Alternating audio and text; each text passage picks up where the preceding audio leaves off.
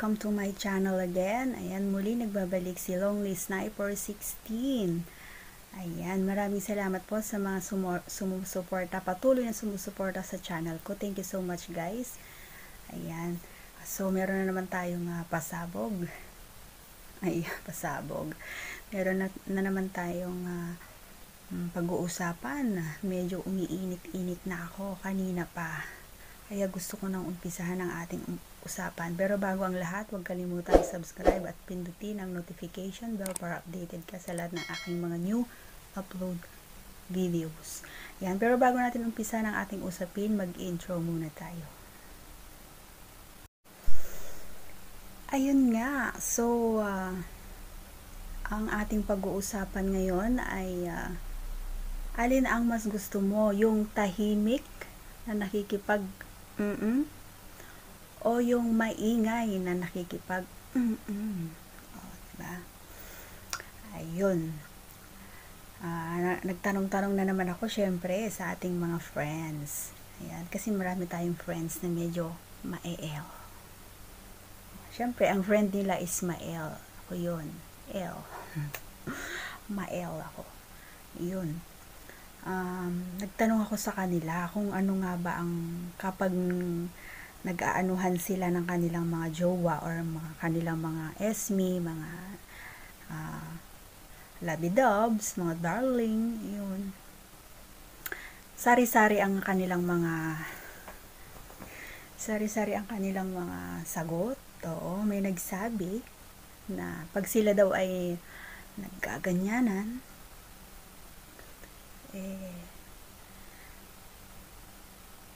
tahimik si babae, tahimik si ate girl. Oo, siguro kasi nahihiya siya. Oo. Mas maingay si pare koy. Oo. Ayun, may nagsabi din na maingay yung ate girl at si pare koy tahimik lang. Ayun. Meron din nagsabi na parehas silang tahimik lang. Mahiyain, pero pag kumadyot, todo. Oh, yun na explanation niya. Meron din nagsabi na parehas silang maingay. Alam mo ba kung alin doon sa lahat na natanong ko ang medyo bigla akong uminit ako sa usapin na yon. Alam nyo ba? Oo. Uminit ako dun sa sumagot ng maingay daw sila parehas. Oo. Kasi parehas silang maungol. Parehas silang umuungol, as in todo ungol. Alam mo yung sarap na sarap talaga sila. Yung sabik na sabik sila sa isa't isa. Oo. Yun. Sa mga tahimik naman, palagay ko sa may mga asawa, yung may mga anak na. Natural, hindi sila pwedeng mag-ingay. Lalo na pag may baby na sila. Marinig. Sa mga tahimik naman, yung si Maricoy, yun yung mga baguhan pa lang. Baguhan pa lang sa pagsasama, sa pagjojowa, ganun, baguhan pa lang.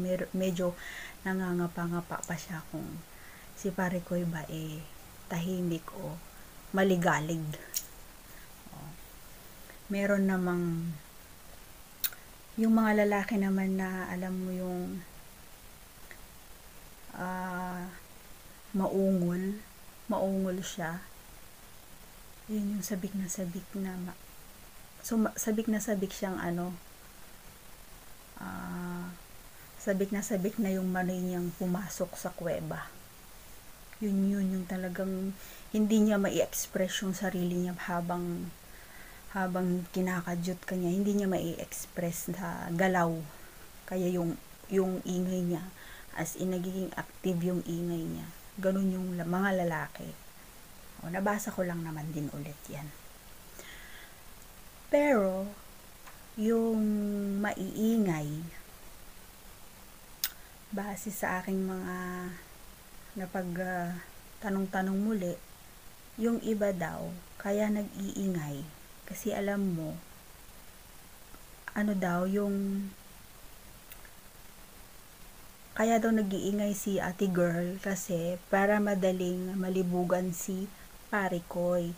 Kasi yung partner daw niya, mahirap daw labasan. Kaya kailangan niyang mag-ingay ng mag-ingay para malibugan siya.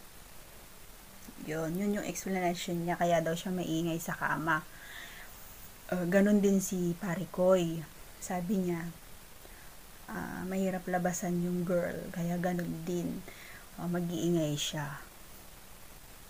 Hanggang sa dalawa silang mag-iingay, syempre sabay silang lalabasan, sabay silang lilibugan. Yun, di masarap hanggang sa maabot nila ang langit. Hanggang sa maabot nila yung cloud 9. Diba? Kaya pero sa ako naman pag-uusapan natin, maingay ako sa kama.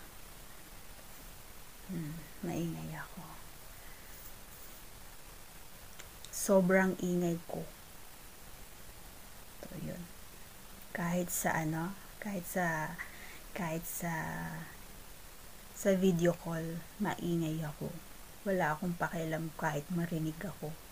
Maingay ako. Kaya masarap ako. Kapag maingay daw yung babae, masarap daw. Nasasarapan daw siya ng todo. Para sa akin lang para sa akin. Ako ay maingay. Lalong-lalo na pag ako na yung kumikilos. Ako na yung nasasarapan. Ako na yung yung malapit na akong labasan. Sobrang ingay ko, as in sisigaw talaga ako. As in sumisigaw ako ng todo, yung ganun. Yung gaganyanin ko na yung bunganga ko. Gusto ko nang sumigaw. Sobrang sarap. Yung sasabihin ko, shit! Oh yeah, oh yeah! Ganun yung talagang yung maririnig ng mga kapitbahay. Ganun yung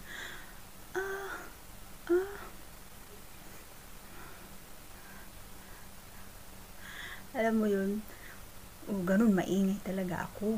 As in, maingay ako. Totoo yun, maingay ako. Ayoko maging ipokrita, maingay talaga ako. Kaya siguro madaling libugan yung jowa ko kasi maingay ako. Madali siyang maarus kasi nga maingay ako. Subukan mo, Marikoy. Oo, subukan mo na yung kapag nag-aanuhan kayo ng jowa mo o yung asawa mo, dagdagan mo yung ingay mo. Wag kang mahiyang mag-ingay. Wag kang mahiyang umungol kasi minsan dagdag din 'yan. Dagdag kaligayahan ng lalaki 'yun. Kasi iniisip nila sobrang sarap nila. Oo. Sobrang sarap nila kapag umuungol ka, alam mo yung sumisigaw ka na sa sobrang sarap. Ganun, dagdag sa kanila yun. Dagdag puntos din pati sa kanila yun. Iniisip nila magaling silang rumomansa, magaling sila sa kama, ganun. Pagmamalaki nila yun. Na napasaya ka niya, napasaya mo. Ganun. Kaya yun lang. Guys, mas gusto ko yung para sa akin, mas gusto ko yung maingay. Oo. Dagdag init. Gusto ko yung maingay. Gusto ko yung maingay sa kama. Okay? So, ano pa nga ba? Muli, shout out. Ayan, maraming salamat. Shout out sa inyong lahat. Di ko na mabanggitin kasi hinihingal ako. Ang dami-daming nagpapa-shout out. Ayan, sa mga gusto magpa-shout out, guys, meron akong sa community ko, doon na lang po kayo magpa-shout out para maisulat ko at mababasa ko sa next vlog ko. Hinihingal ako sa sobrang dami. Okay? So, yun lang, guys. mag-ingay ka. Kahit ikaw, pare ko, mag-ingay ka para madaling labasan si partner. Oo. Huwag kang mahiya, pare ko. Kasi kapag ako yung partner mo, shit, ang sarap mo. Okay? Bago natin na i-end, syempre, bago natin i-end ang ating kwentuhan, ayan, huwag kalimutang i-subscribe at pindutin ang notification bell para updated ka sa lahat ng ating mga new upload videos. Thank you and I love you